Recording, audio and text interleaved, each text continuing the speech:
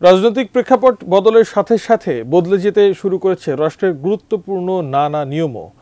তেমনি এবার স্থানীয় সরকার নির্বাচন নিয়ে নতুন নিয়মের সুপারিশ করেছে সংস্কার কমিশন। সুপারিশে রয়েছে বিনা ভোটেই চেয়ারম্যান ও মেয়র হতে পারবেন প্রার্থীরা, তবে তার জন্য মানতে হবে কিছু শর্ত। কি সেই শর্ত জানাচ্ছেন এস এ রাজ।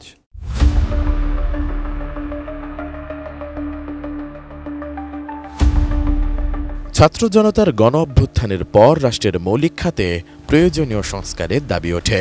পরে অন্তর্বর্তী সরকারের নেতৃত্বে গঠন করা হয় 11টি সংস্কার কমিশন। তার মধ্যে একটি হল স্থানীয় সরকার সংস্কার কমিশন। স্থানীয় সরকার নির্বাচন নিয়ে এবার সরকারকে বেশ কিছু নতুন প্রস্তাব দিতে যাচ্ছে সংস্কার কমিশন।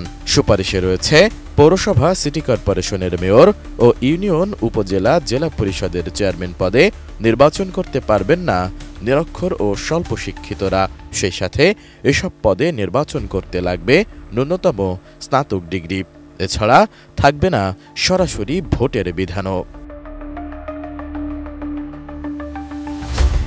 বিভিন্ন শ্রেণী পেশার মানুষের মতামত বিশ্লেষণ ও রাজনৈতিক দলগুলোর সঙ্গে আলোচনা করে এমন সুপারিশ করতে যাচ্ছে স্থানীয় সরকার সংস্কার কমিশন।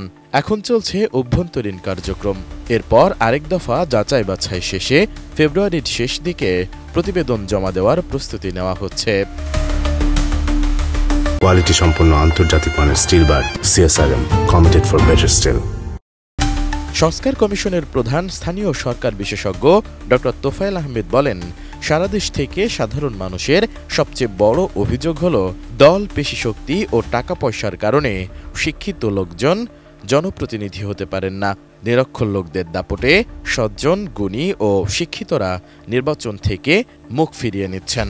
নিরক্ষর লোকজন যেন জনপ্রতিনিধি হতে না পারেন, শিক্ষিতরা জনপ্রতিনিধি হতে আগ্রহী হন এবং বিজয়ী হয়ে আসতে পারেন, এমনভাবে সংস্কারের প্রস্তাব দেওয়া হবে। কিন্তু ভোটে অংশ নেওয়ার ক্ষেত্রে শিক্ষার কোনো মানদণ্ড সংবিধানে উল্লেখ নেই। ভোটে অংশগ্রহণে তাদের বাদ দেওয়ারও সুযোগ নেই। এজন্য কৌশলী হতে হচ্ছে কমিশনকে। জানা গেছে, ইউনিয়ন পরিষদের সদস্যদের ভোট দিয়ে নির্বাচিত করবেন সরাসরি ভোটাররা, আর ইউপি সদস্যরা ভোট দিয়ে নির্বাচিত করবেন একজন চেয়ারম্যান। চেয়ারম্যানকে অবশ্যই স্নাতক ডিগ্রিধারী হতে হবে, তা না হলে তিনি চেয়ারম্যান হতে পারবেন না। একইভাবে ইউপি সদস্যদের মধ্য থেকে একজনকে সভাধ্যক্ষ নির্বাচিত করা হবে, তাকেও স্নাতক ডিগ্রিধারী হতে হবে। একই পদ্ধতিতে সিটি কর্পোরেশন ও পৌরসভায় সরাসরি ভোটে মেয়র নির্বাচিত হতে পারবেন না। কাউন্সিলরদের ভোটের মাধ্যমে মেয়র ও সভাধ্যক্ষ নির্বাচিত হবেন। ইউনিয়ন চেয়ারম্যান ও মেয়রদের দায়িত্ব হবে সার্বক্ষণিক।